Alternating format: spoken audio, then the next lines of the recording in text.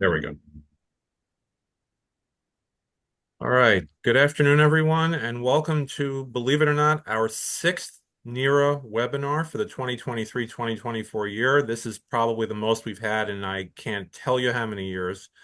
For those who don't know me, my name is Jonathan Steinberg. I am the 2023-2024 NERA president, at least for another two to 3+ weeks, 3 weeks and a day. Yes, we are that close to the conference. It's coming up quickly, October 8th to the 10th. If you have not already registered, please do so. If you have not made your hotel reservations, please do so. The hotel block will run out on Monday, so please take care of that. In case you're wondering about scheduling, we have had to make a couple of last-minute adjustments. This is normal. Caroline Prendergast, who's one of my co-chairs, she is working to get those emails out tonight as long as there are no further setbacks. So thank you again for your patience with all of that. Today we have Dr. Joseph Rios from the Center for Measurement Justice and Grad Student Academy. He's going to be delivering the webinar. I'm going to turn things over now to Pamela Kaliski, who's the chair of our Member Advocacy Committee at NERA, and she will do the formal introduction. Please feel free to use the chat. Pamela will be doing the monitoring, and we should have plenty of time for questions, and then I'll come back at the end and wrap things up for everybody. But hopefully we'll get you out of here right around 4 o'clock Eastern, 1 Pacific, or anything in between. Okay, Pamela? Yes, thank you, Jonathan. And thank you, everyone, for joining today. It's really, really great to see all of you. And I've been looking forward to this for a while, so I'm glad it's finally here. As Jonathan said, I'm Pamela Kaliski, and I'm the chair of the NERA Member Advocacy Committee. And I think I know some of you, and some of you I don't. So I hope that if I have not met you yet, that I meet you at the conference this year. I'm very thrilled to kick this off. We are co-hosting this with our GSIC committee, NERA's Graduate Student Issues Committee, and that chair is Trisha Clark. And I've really appreciated collaborating with that committee to invite Dr. Joseph Rios to be here today. He's going to speak with us about, as you can see, delivering an academic presentation, helping us prepare our conference presentations. So it is very convenient with NERA coming right up that this is our topic. And we're just thrilled he accepted. So Dr. Rios is currently the head of research at the Center for Measurement Justice. In his career, he's also worked in academia as a professor at University of Minnesota and also as a research scientist at ETS. He's also the founder of Graduate Student Academy. So as you can see, he has a very rich level of experience here, and I'm really looking forward to hearing his tips and tricks for us about presentations. I'll turn it over to him in just a moment, but real quick, just a couple logistics. Like Jonathan said, I will monitor the chat. Feel free to put things in the chat. As if you have questions along the way that you want to address at the end, or just any comments or anything like that. And try to hold your questions until the end, and we will have a discussion at the end, and I will moderate that when we get there. But with that, let me turn it over to Joseph. Great. Thank you, Pamela. And thank you, everyone, for being here today. It's an absolute pleasure to be here with you. As mentioned, my name is Joseph, and I'm the head of research at the Center for Measurement Justice. And I also founded Grad Student Academy, which is an organization dedicated to providing PhD students and postdocs with training in academic publishing. So today, we're going to be exploring the art of presenting academic papers. And as you know, this is a crucial skill for PhD students. Now, prior to joining the Center for Measurement Justice, I was an assistant professor in quantitative methodology at the University of Minnesota. And prior to that, I was an associate research scientist at the Educational Testing Service. So in these roles, I've had to present a lot. And in my career, I presented over 100 papers at academic conferences in the United States, South America, Europe, and I even presented once in Saudi Arabia. Now, with that said, I do not consider myself a presentation guru. There are people that have written books on this, but my goal in this time that we have together is to delve into some of the key elements that I've personally found helpful for a successful academic presentation. So specifically in this presentation, we're going to discuss how to overcome the nerves associated with presenting. That's a big one. I know many graduate students feel that, so we're going to cover that. We're also going to talk about how to structure your presentation effectively and how to manage your audience when presenting. We'll also cover tips for designing engaging and effective PowerPoint presentations. Also think about the development of traditional posters and digital poster boards as well. And by the end of this talk, it's my hope that you'll have a solid understanding of how to deliver compelling and informative academic presentations. So let's first start with the issue of kind of the emotional barriers around presenting. So with that, what are the basics? What is an academic presentation? Why is it important? An academic presentation is a formal method of showcasing your research to and engaging with an audience of peers, experts, or the general public.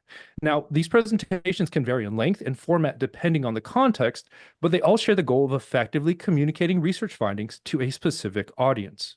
It's important to learn how to present for 5 main reasons. The first is that presentations are a crucial way to share research findings to advance knowledge and contribute to the academic discourse within your field. And as you all know, this is a primary responsibility for researchers.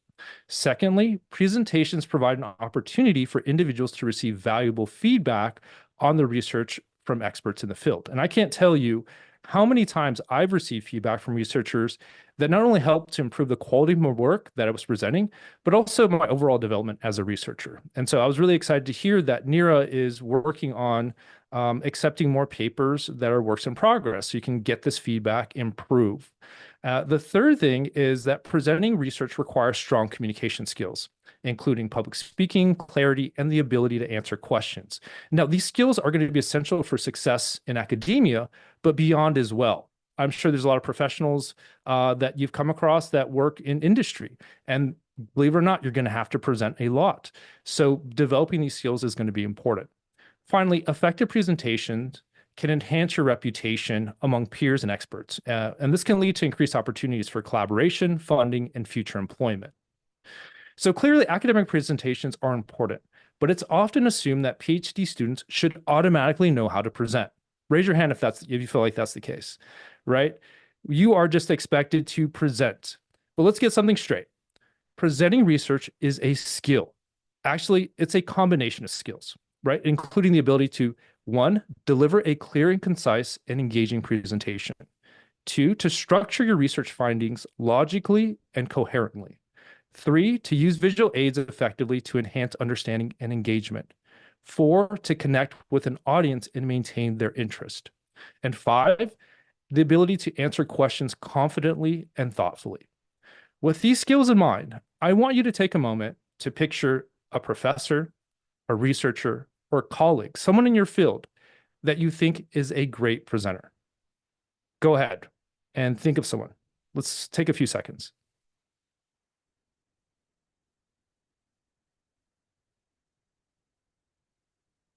Okay, now hopefully you have somebody in mind. I want you to ask yourself a simple question. How did they become a good presenter? The answer to that question is that it's likely that they were not born a great presenter, right? But that they developed their presentation skills through dedication and hard work. And that's great news. You can become equally as good, if not better, by presenting, making mistakes, learning from those mistakes, and implementing changes in your presentations. Put simply, senior researchers are likely good presenters because they have simply presented their work more than you have and developed their presentation muscles, if you will. You'll see progress with targeted repetition and a growth mindset that views professional development as a career-long objective. That is, you are going to continually improve throughout your career as a presenter. I hope today I'm a worse presenter than I'm going to be 10 years from now, right?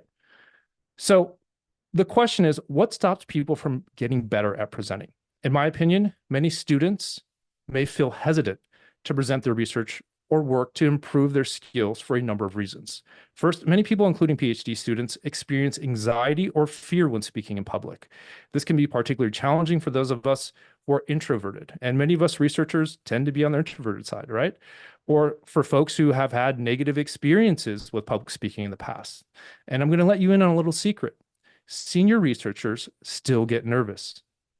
Being nervous means that you care, that you hope to have a great presentation that is well received. If you're not feeling a bit nervous, then that may be a cause for concern. Second, some PhD students may doubt their abilities as researchers and feel like imposters, leading to a fear of being exposed as unqualified. And this can make some individuals hesitant to present their research to others. The good news is that the audience will likely know that you're a student and will likely hold you not to the same standards as senior researchers, especially at a conference like NERA. NERA is a fantastic place where organizers have made an effort to have students present in a very comfortable environment. And I can tell you, one of my first academic presentations was at NERA. It was a fantastic experience. Third, PhD students often strive for perfection in their work, which can lead to a fear of making mistakes or being criticized during a presentation. Of course, I get it. You want your work to be good, but you have to come to the realization that it will never be perfect. No study is perfect, nor is any presentation. If you make a mistake, it's okay. Keep moving forward in your presentation. Finally, some of us may simply lack confidence in our ability to present effectively. This can be due to a variety of factors, such as limited experience or negative feedback from previous presentations. And the only way to overcome this lack of confidence is simply to get practice and demonstrate to yourself that you are a good presenter. But in order to get there, you will need to be a bit brave.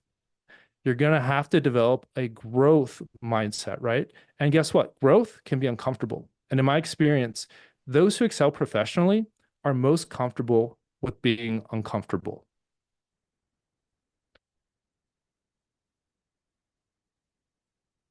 So we talked about the emotional side of presenting. Let's get into some basics on how to prepare a presentation. So before preparing an academic presentation, it's important to understand three things: your objectives, your audience, and venue guidelines. Starting first with objectives, you want to clearly know what you want to achieve with your presentation. Are you aiming to inform, persuade, or educate? Whenever I'm presenting, my general goal is to provide the audience with a high-level overview of my study. I like to think of my presentation as a trailer to the full movie. That is, my goal is to get the audience's interest in reading my full paper. I understand that I can't cover everything in the allotted time, so I have to carefully target my materials to my objectives and my audience. Now, in terms of audience, I like to consider the background, knowledge level, and interests of my audience, and then tailor the presentation to their needs and expectations. So for this presentation, I knew I was going to mostly present to grad students and early career researchers. And with that knowledge, I put together slides that I thought would be of most interest to them by building on my experience as a professor. Now, if you don't have a clear idea of the audience characteristics, talk to colleagues or professors who have experience attending the venue that you'll be presenting in. So if you've never presented in NERA, talk to somebody who has presented at NERA. Ask them what to expect, who the audience is going to be, and that can really help you to inform your presentation. The third thing you'll want to know are the parameters around your presentation, such as time constraints and available technology. Now, speaking of the former, it's critical that you tailor your materials to ensure appropriate pacing. I can't tell you the number of times I've seen presenters, and probably been a presenter, who has gone over time or rushed quickly toward the end of the presentations, right? And that's not a good look. Know how long you have to present and get your materials under that time limit. Additionally, be aware of the venue where you'll be presenting and the available technology. For example, are there projectors? What does the sound system look like? Things of that nature. And this will help you to plan your presentations accordingly. With all of this in mind, remember that you are a storyteller. Your goal is to communicate to the audience the story of your research study. So don't be afraid to make it interesting by showcasing your excitement for your work. Okay, now that we have a good idea of your objectives, audience, time constraints, as well as venue and technology, let's talk about how to structure your presentation. In general, the specific structure may vary depending on the topic, audience, and time constraints. However, if you're presenting a research study, there will be 6 main components to your presentation. First, you'll want to introduce yourself. Then you'll get into your study, which will cover background, method, results, and discussion. You'll then end your presentation with a thank you and your contact information. Let's talk about each of these components in the next slides. So before starting your presentation, you'll want to introduce yourself. It's likely that the organizer will say a few words about you, but it's important that you repeat your name, your position, and your affiliation. Doing so helps you to build a personal connection with your audience, making them more receptive to your presentation. In addition, you'll want to share your background and qualifications and how they relate to your research topic so that they can enhance your credibility as a researcher and help the audience to understand the context of your research and why you're qualified to speak on the topic. Finally, you'll want to discuss the objectives of your presentation, which can pique the audience's interest and make them more likely to engage in your presentation. Now, I like to provide an introduction because it can set the tone of my presentation by making me feel comfortable and confident. On this slide deck, I provide you with a short script that you can use, right? And overall, by taking the time to introduce yourself, you can establish a strong foundation for your presentation and make a positive impression on your audience.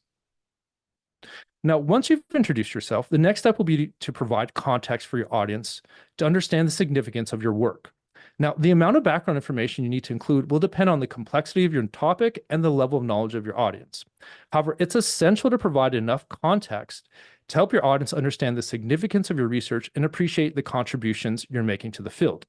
In my opinion, you want to draw the audience in by first stating the problem and why it's important. You'll then want to briefly tell the audience what is known and unknown about this problem in your field.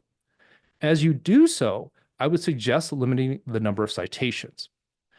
While it's important to acknowledge the work of others, it's equally important to present your research in a clear and concise manner. By limiting the number of citations in your background section, you can ensure that your presentation is more focused, engaging, and effective. Now, once letting your audience know about current limitations in your field's knowledge, you can then transition into how to plan and into how you plan on addressing these limitations via your study objectives and research questions. Now, in my experience, I can generally cover all background information in just 2 to 3 slides. The next section is the methods, which should be generally straightforward. You're simply telling the audience what you did to answer the research questions previously listed. Now, the level of detail provided in the method section will depend on the complexity of your study, the audience level of knowledge, and time constraints. However, it's essential to provide enough information for the audience to understand how you conducted your research and allow them to evaluate the validity of your findings. Now, with that noted, you'll want to provide the right amount of detail, but the question is, what is the right amount of information? One thing that I ask myself is what information is absolutely necessary for the audience to know and what would be nice for them to know, right? That's the way I kind of think about it. And then I'll only highlight the most important aspects of my methodology, those that they must know to understand my results. Now, where possible, I'd also suggest avoiding statistical equations. Your audience won't have sufficient time to process complex equations. Instead of using statistical symbols, provide a high-level verbal description. So, for example, instead of going into the intricacies of a data simulation method, right, Sarah, I'm looking at you. You can simply say a Monte Carlo simulation was used in this study and variable X, Y, and Z were manipulated, right? It can be something as simple as that. And then you could also include tables and figures to help to describe that information for you in greater detail. Now, given that you won't be able to include every detail of your methodology, be prepared to answer some questions from the audience around your methods. Now, with that noted, you want to explain the overall design of your study. So, for example, was it experimental? Was it correlational? B, you want to describe the characteristics of your participants, including sample size, demographics, and inclusion-exclusion criteria. C, explain how you collected data, such as using surveys, interviews, observations, or experiments. D, describe the statistical or qualitative methods used to analyze your data. And E, briefly describe any ethical issues that were considered during the study and how they were addressed. Overall, your goal is to simply communicate what you did to answer your research questions. Now, the results section of an academic presentation should clearly and concisely present the key findings of your research. It should be supported by data and evidence and presented in a way that is easy for the audience to understand. Now, with that in mind, I recommend that you clearly state the most important results of your research. Pick the 2 or 3 most important details of your findings that you want audiences to remember. These are the results that you're most excited about. At the end of the day, in this section, your goal is to present what you found in relation to your research questions. As a result, you should only use factual statements. Again, there's no speculation here. What did you find? Some researchers believe that the results can be explained simply by reporting the statistical results. Again, uh, the results here don't explain themselves. You must present them and then explain them as a storyteller. That means that the statistics should be in the background and your narrative should be at the forefront. A simple way to help you to do this is to simply write down in words how your results relate to the hypotheses of each research question in a way that describes the findings around actors and their actions. To highlight this, let's use an example that compares first-year PhD retention for two groups of students, one that received an intensive mentoring program and another that did not, what to refer to as our control condition. So there are a number of different ways we could report out these results. The first, which I'll refer to as the methodologically oriented description, could sound something like this. There was a main effect for mentoring type on first-year retention. In this example, we're emphasizing our description of our results on the statistical outcome, right? There's a main effect. Now, this example is pretty easy to comprehend, but imagine an alternative approach, which I'll refer to as the condition-oriented description. And that would sound something like this. First-year PhD retention was greater in the mentoring condition than in the control condition. Now, when you're using that type of language, you're requiring the reader or the audience to remember what was involved in the conditions. Now, this example is pretty easy to comprehend, but imagine if we had a more complex condition beyond a control, or if we had more than two conditions. We're asking our readers to remember a lot. Now, the last approach, which I'll refer to as the actor-oriented description, would sound something like this. PhD students had a higher first-year retention rate when they received intensive mentoring than when they did not. The last approach is most preferred because it organizes the sentence around actors and their actions. Remember, in the social and behavioral sciences, your audience members simply want to learn about how people think, feel, and act. So tell them about concrete behaviors rather than an abstract description of statistical results or conditions. Now, if you're struggling with writing your description, don't forget that you can always look at your favorite academic presenters' work and observe how they describe their results. Place particular focus on their level of detail and utilization of tables and figures. These researchers have done a lot of hard work of crafting an effective presentation style that you really like. So why not use their style as a model for your own presenting? And so this is something you may want to do as you attend NERA this year, is to sit down and look at different presentation styles. It doesn't necessarily have to be on a topic that you're interested in, but look at the behaviors of the speakers. When you really are attracted to a particular speaker, look at the way that they're organizing their slides, the way that they are presenting their work in terms of their voice, and the way that they are using their body language. Take notes of those things. That could be really helpful for you.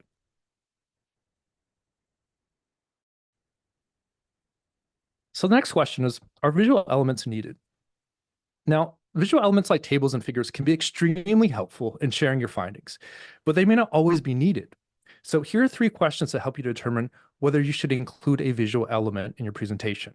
First, could the information be summarized easily in text? For example, you may have data to present that only consists of a few relevant numbers. If this is the case, then you don't need a visual element. Second, is the information important to your story? We want to present as succinctly as possible, so adding information that's not relevant to our narrative isn't helpful, and a visual element wouldn't be necessary. Third, is the visual element too complex to be understood without a lot of explanation? If yes, then you want to consider using text rather than visual elements. Now, put yourself in the shoes of your audience. If visual elements can enhance your audience's understanding of your research, make your presentation more accessible, or provide a more comprehensive view of the findings, then a table or a figure is likely warranted. In making your decision, always remember that visuals should complement your text and add value to the overall presentation. They shouldn't be included arbitrarily. Their purpose is to improve communication and understanding of your research. Now, one thing that I often see is that presenters will include figures that are very complex. They look very cool to look at, but given the limited amount of time that you have on a given slide, ask yourself, will the audience have enough time to be able to process the complexities of the figure. If they can't, then I'd recommend not including it. So if you decide that you need a visual element, then you'll have to decide whether to use a figure or a table. Now, starting with figures, they're best for a number of information types. To begin, visualizing proportions and percentages is often more intuitive through figures. Pie charts, stack bar charts, for example, offer a quick and accessible representation of proportional data. In addition, figures are particularly valuable when illustrating trends over time. You can think about longitudinal studies as an example. Line graphs, bar charts, or other visual representations make it easier for readers to discern temporal patterns in the data. Now, when dealing with spatial or geographic information, figures such as maps or spatial diagrams provide a more effective means of representation compared to tables, because spatial relationships are inherently visual. Finally, figures are more effective for presenting comparisons, such as the performance of different groups. In my opinion, it's so much more impactful to visualize comparisons than simply listing numerical values. Now, turning to tables in general, they're preferred. In terms of figures in general, they're preferable to tables in scenarios where visual representations enhances the understanding of trends, relationships, or key findings. But you want to keep in mind that there are certain situations where tables are more effective than figures. So I'm using a table here as an example. One of the biggest reasons for using a table is when the emphasis is on specific data points or exact measurements. If readers need detailed numerical information, tables provide a structured format for clarity.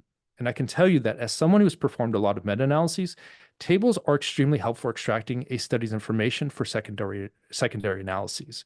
And so this could be really helpful for researchers who want to take your PowerPoint slides and be able to use them for systematic reviews and meta-analyses as an example. Tables are also preferable when the primary objective is to list categorical information such as participant demographics, treatment conditions, or experimental groups, because they offer a straightforward and organized means of presentation. In addition, tables are preferable for presenting complex data involving multiple variables, each with various conditions or categories. In this situation, the tabular arrangement allows for a systematic display of intricate relationships that would be too far complex for a figure.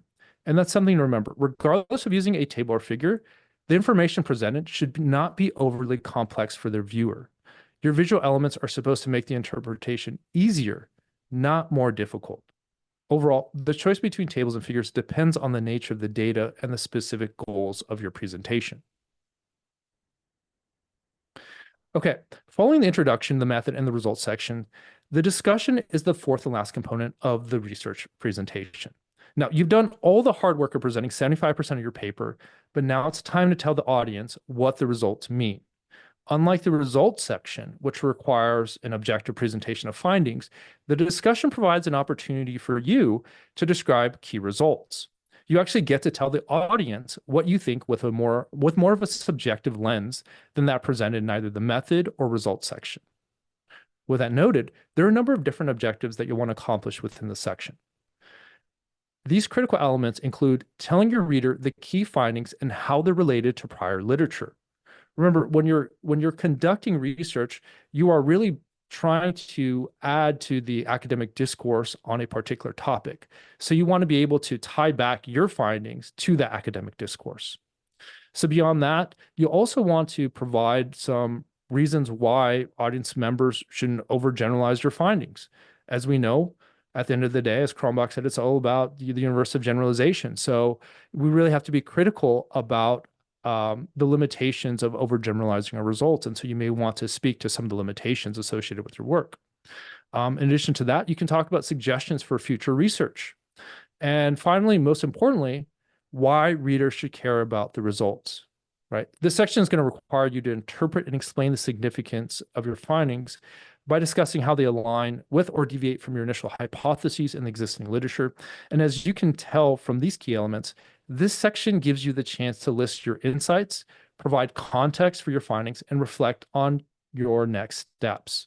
Now, this all requires critical thinking, analysis, and synthesis skills. But don't forget, your goal with this section is simply to answer the question, so what? You presented with me all these slides, these methods, these findings, but so what? And this is where you get to tell the audience member why they should care. The last step is to end your presentation with a thank you and contact information. Doing so is crucial for several reasons. First, expressing gratitude shows appreciation for the audience's time and attention. Remember, these people took time out of their busy schedules to attend your talk, so a thank you is a small gesture to acknowledge this fact. Saying thank you also demonstrates your professionalism and respect for the academic community. Now, after saying thank you, I like to invite the audience to connect with me so I can answer additional questions, get feedback, or discuss the possibility for collaboration. In doing so, I'll provide at minimum my email address. I mean, sure, audience members may be able to find it in the conference program or look it up themselves, but why make it hard for them? In addition to your email address, you can also include your socials, such as your LinkedIn profile address and your website URL. Now, audience members can write down your info, take your photo, or even gain access to your info via QR code.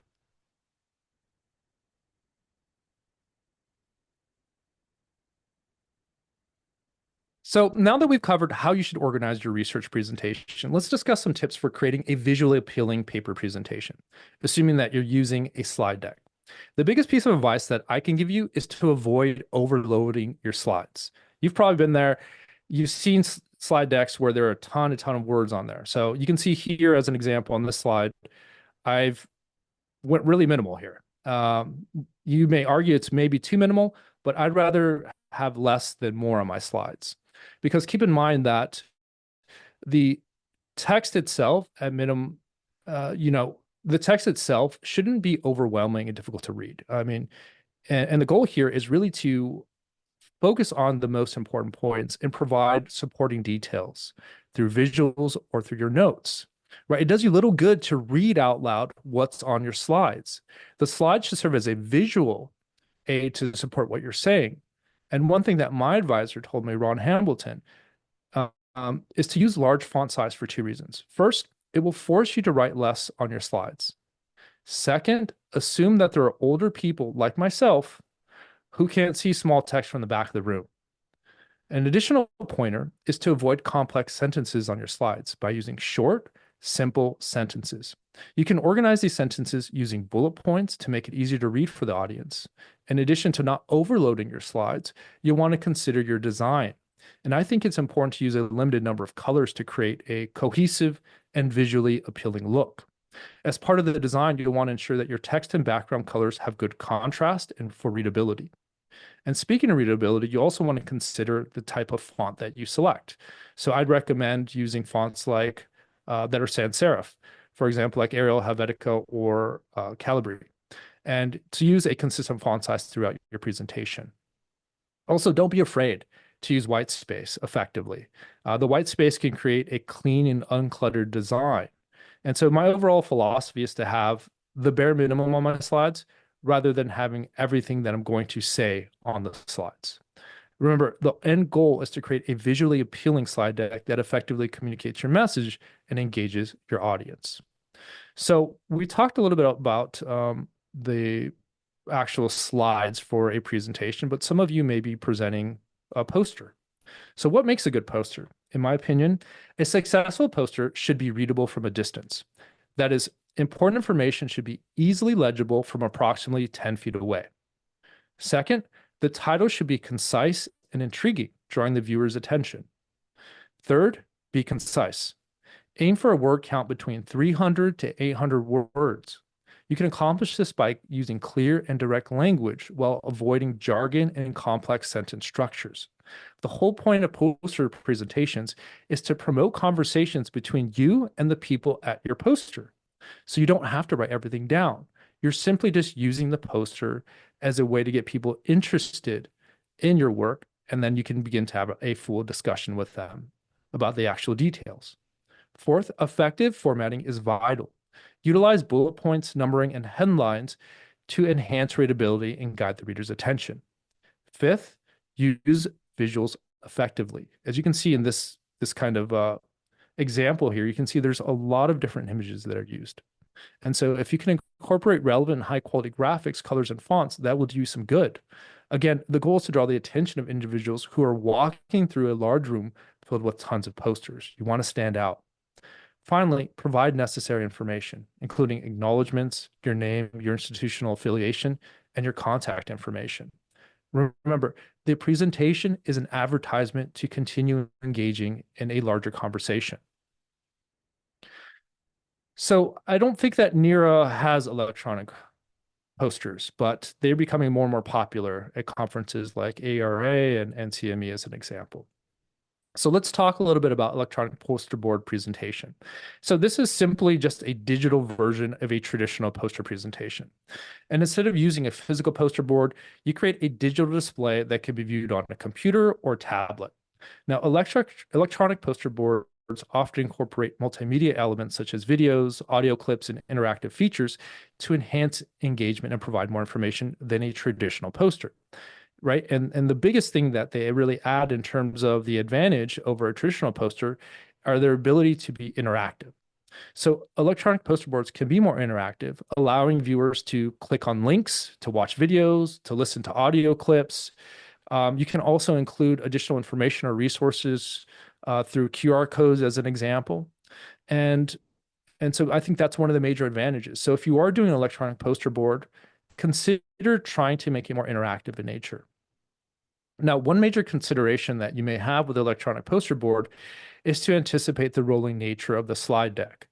Generally, you're going to have a slide deck that is continuously running at, every 5 seconds, 10 seconds, whatever you set it at, to then move on to the next slide. And so the key here is that you have to anticipate that rolling nature. And audience members may be likely slowly walking by across multiple presentations at one time and may come across your work at different times of the presentation, right? So instead of them showing up at the very first slide, they may be showing up on the very last slide. So you want to be able to account for that by thinking about the flow of your information. You also want to use very clear headers, subheadings, and other visual cues to really help to guide that transition. And so the reader or the audience member would actually know what stage of your presentation that you're at. And so think critically about that. And I'd also recommend that you have the ability to easily start your slides from the top in case a new individual walks up in the middle of your slide deck and you want to be able to kind of run through the study from the very beginning. Now, overall, by anticipating the rolling nature of electronic poster boards, you can create a more engaging and effective presentation that's easy for viewers to navigate and understand. And also, think critically about how you can make it more interactive. If you can use QR codes to link to your full paper or to additional data or information, really try to leverage the interactive nature of electronic poster boards. So we've talked about how to design your presentation. Let's talk about tips for your delivery.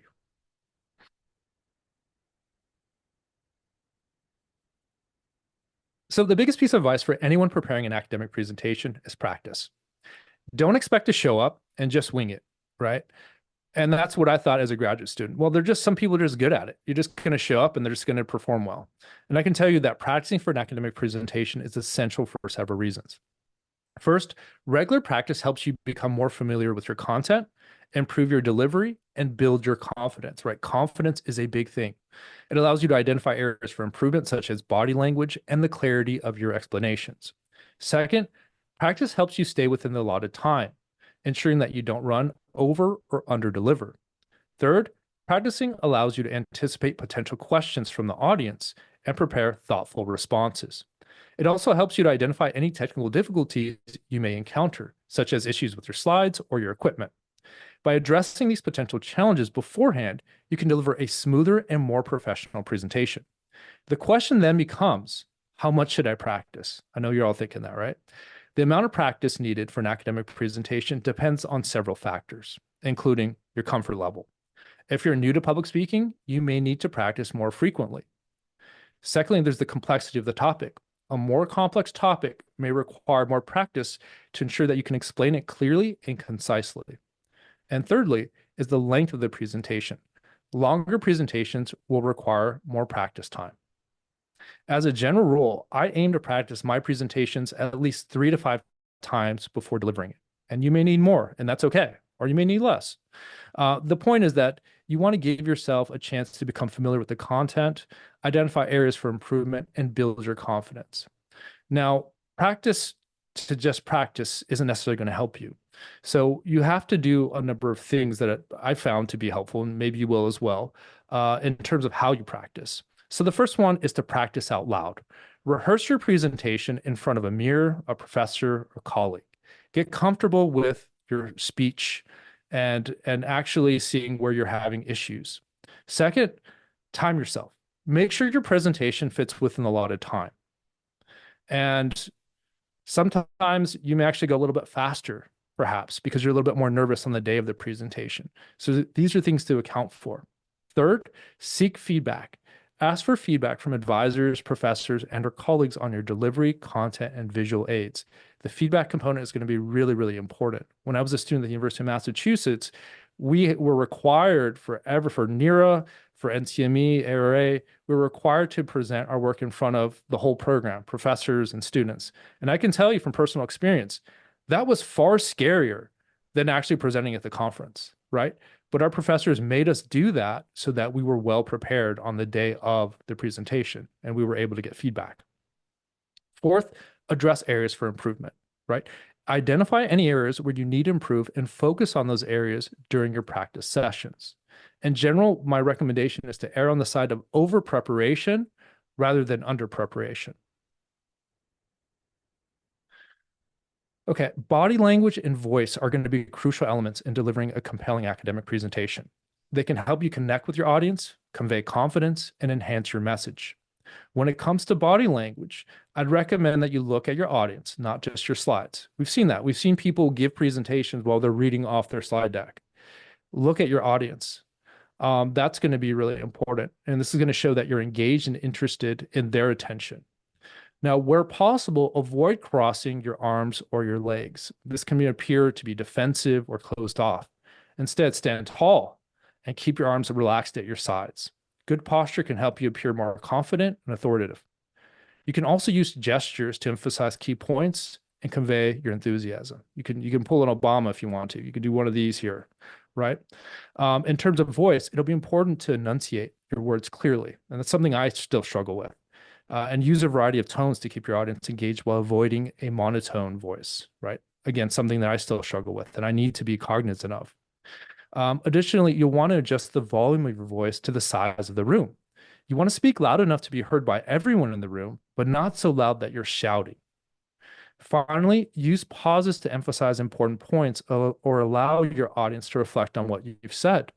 It's okay to have dead space rather than to use filler words like like, or you know. Now, one of the biggest things about presentations that many people get nervous about is the Q&A portion, right? And handling questions effectively is going to be a crucial part of delivering an academic presentation. So I'd recommend that while practicing, you anticipate potential questions that the audience might ask and prepare thoughtful answers, right? So one thing I mentioned before is they may have questions around the methodology. All right, well, I want to make sure that I'm anticipating those questions and I'm preparing responses that I can have in my back pocket, if you will. Now, as the audience asks questions, it's important that you maintain a calm and collected demeanor, even if you're feeling nervous.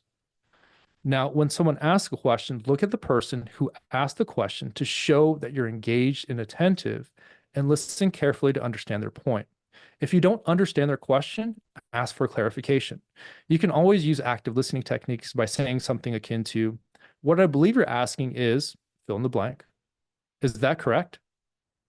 Even if you disagree with a question, respond respectfully and professionally, and try to avoid rambling in your response. It's okay to hear the question, pause, think, then speak. Oftentimes we hear people trying to automatically answer very quickly, and that leads to rambling. So try to plan out your response before you talk. Now, where possible, you want to be as direct and informative as possible and avoid jargon or overly complex explanations. Try to be straightforward if possible. And if you don't know the answer, which may be the case, it's okay to admit that you don't know the answer. One thing that I like to say is, that's a great question, I don't know the answer, but after this presentation, I'm going to think about it more critically and I'm going to get back to you. Another strategy is to say, I don't know the answer. Can anyone in the audience help me out? Doing so allows the audience to engage in conversation. And after answering these questions, right, it allows you to be able to continue the conversation. And that's really important. So after you answer any question, you want to thank their person for their inquiry, right? They've taken the time again to engage in your presentation and to ask you a question. And I'm going to be quite frank with you. Some audience members may not act as professionally as we'd want them to. And the thing is, you can't control that. But what you can control is your response, right?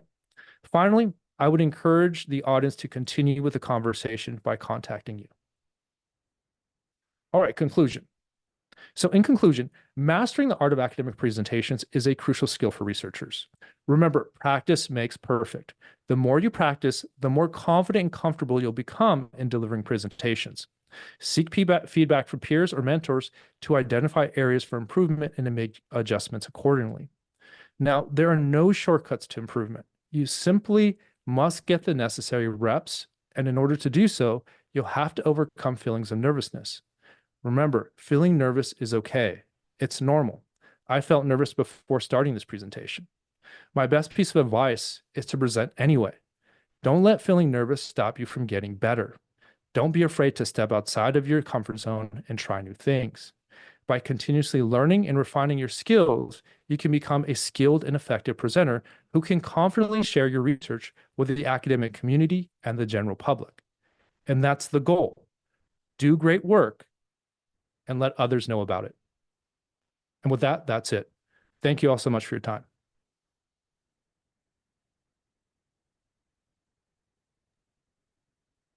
Awesome, Joseph. That was fantastic. Thank you so much. I see some virtual claps happening, and I mean, I thought that was just super helpful. I particularly love the framing of all this being a lifelong process, and no one's ever perfect at it. We're constantly building off what we learn, and it's a skill. I love it. I love the whole thing. That was great. Thank you so much. Let's see. I'm going to keep an eye on the chat and look for hands. At the moment, we have one question in the chat from Kat. Do you have any additional tips for presentations that don't follow the typical experimental formats, such as presentations that are more procedural/methodological? Yeah, I've presented a lot of methodological studies, simulation studies. Where I'm actually simulating data, and I think in the same way of when I was describing kind of the methodological description, I think you can still focus on actors and actions. The actor in this case would be the method that you're testing, and the action would be the result of that particular method. So in that way, I think it can still be pretty straightforward without having to be overly complex.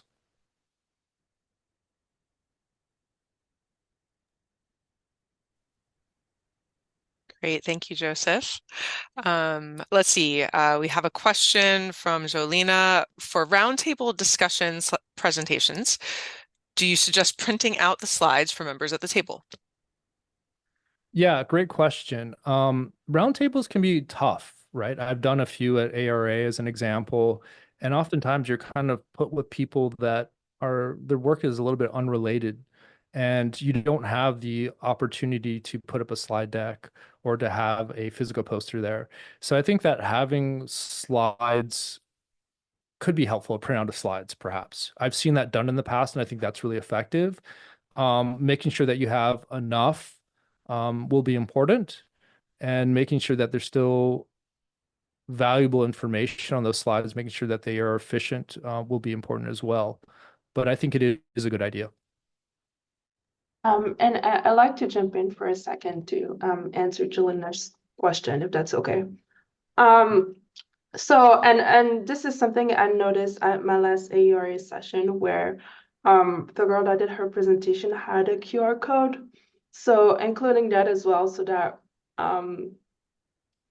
the other participants could have access to the presentation slides document could be helpful as well. It's a great point. Thank you, Sarah. Yes, thank you, Sarah. That is a good point. Good idea. Katrina threw into the chat too. She's seen people have a one pager that mimics the poster format. I've seen that as well. I think that is helpful. Thank you, Katrina.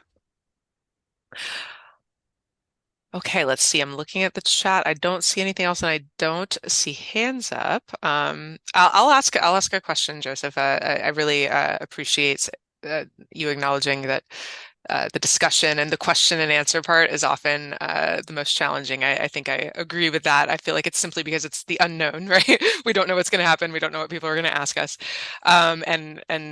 You know, I think it's spot on. Like, totally agree that all you can do is the best you can, and if you don't know it, it's totally acceptable to say you don't know it. Now, what if you know, and I don't anticipate this happening at NERA in particular, but sometimes whether it's in the Q&A or maybe even another part of the presentation, you just get rattled. Something happens that maybe it's someone in the back of the room distracting you and you sort of get off your focus for a second, or maybe it is a sort of a question that comes across a little too strong.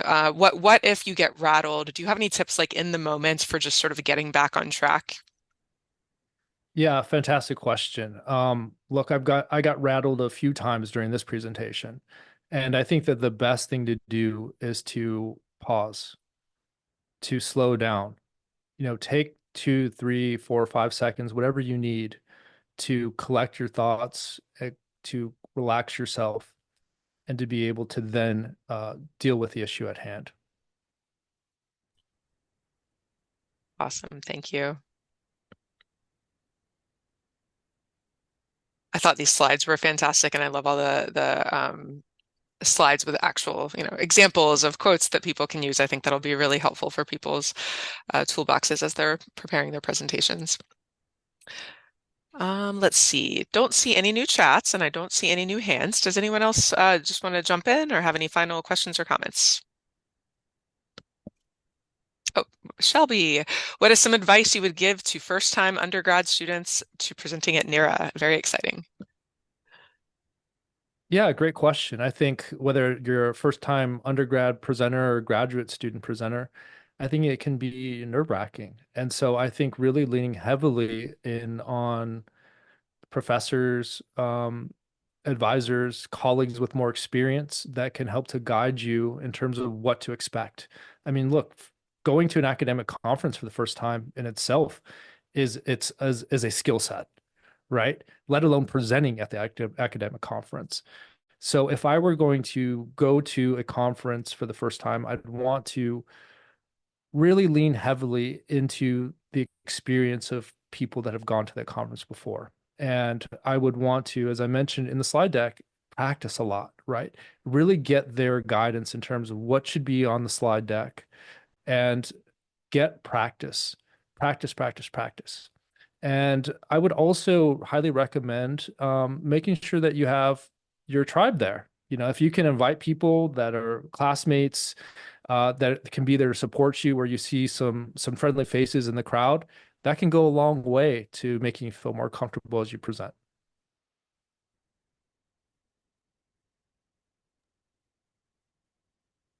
Great, thank you. And great question, Shelby, and congrats on going to NERA as an undergrad. Let's see, anything else? Anyone have any final questions or comments? I'll just throw in one more plug about this being posted online afterwards. I know I personally have some colleagues that just couldn't come because of other meetings or conflicts, and they are excited to see this posted online. So if you know anyone that could benefit from this in your field, people you work with, other people you're in school with, I definitely think reach out to them and share these because I think these will be very helpful. Jonathan, anything final you want to say? Yeah, so two things. One, I just put the link to our webinar page in the chat. You'll see the other webinars that we've done throughout the year. I do want to call special attention to for those who are coming for the first time to NERA. You know, obviously we're very excited, and it seems like every year we get more and more first timers. Shelby, who's here, was part of webinar we did back in January to talk about how that impacted her and other people. There are testimonials throughout the presentation, mine included. So if you're looking to maybe get some reassurance as to what this experience will do for you personally and professionally, definitely take a look at that webinar. And it's, like I said, it's from January 11th, and there's a slide deck to go with it as well. Was given by Hannah Smith, one of our co-chairs, along with Nellie Rushton, who was, she is a first-year undergraduate student who presented at NERA twice as a high school student. Yes, it can be done. Thank you, WPI. And so all that's the first part. The second part, and then we do have another question, Pamela, which we should bring up here. But when you get your session information, it is absolutely unknown how many other people will be in the room with you at that time. We're going to have sessions going on throughout the day, starting from early in the morning, going till late in the afternoon. People are going to be coming and going. So the part about getting rattled and try not to get too nervous about that, you're going to have those doors opening and closing a lot. My co-chairs may be guilty of some of that to check for just how many people are coming, but again, try not to let that bother you, whether there's 3 people in the room or 30 people in the room. And I think the suggestion that was made to bring friends with you if you can, I think that's a great recommendation. I know Pamela back when she was a student at JMU, and they travel together in a pack, and when it's a JMU session because they all band together. It's a great thing to see. So those were the 2 things I just wanted to say. Yeah, we can take this. It's right at 4 o'clock, so maybe we can squeeze this last question in from Amaya. I hope I'm pronouncing Yes, that right. one more final question. Thank you, Amaya. And if you have to drop off, no worries. I understand. The question from Amaya in the chat is, what are some different ways you have seen presenters or yourself create engaging presentations? Yeah, great question. I mean, that's the crux of a lot of this, right? And I've seen presenters that have used just pictures and their slide deck. And I thought that was the most engaging presentation ever because I wanted to know what was going to come next. And a lot of it is really just the building kind of the rapport with the audience, right? When you hear someone that's really excited about their work and they're speaking quite clearly and there's a nice flow to the presentation, it becomes very engaging. So I think it's more so about the speech, the body language, and the flow of the ideas that are coming out, and keeping the slide decks as minimal as possible. If you want to rely more on visuals, I think that's fantastic. But again, not overcomplicating the information that you're utilizing on your slide deck and really utilizing it as a way to supplement your speech. Great. Thank you so much, Joseph. And thank you again to all of you for coming today. It's really great to see some of your faces. I hope to meet a bunch of you who I haven't met yet next month. Joseph, thank you so much. We'll all stay in touch, and everyone else have a good day. Yes, Thank thank you, you all for everyone. attending. And Joseph, thank you. And Pamela and the committees who were involved, thank you for your efforts. And you'll hear more from Pamela during the conference. She'll promote what we do in member advocacy, which is great work. So, and actually some of that is part of the registration process, some new things you may have seen. So they will have more to do next year. And I don't know if she's still on, but Sarah is also going to be actively involved. So thank you for your service to NERA in that regard. All right. Thank you, everyone. Enjoy the rest of the day. I'm going to stop the recording now. Have a great day, everyone. Take care.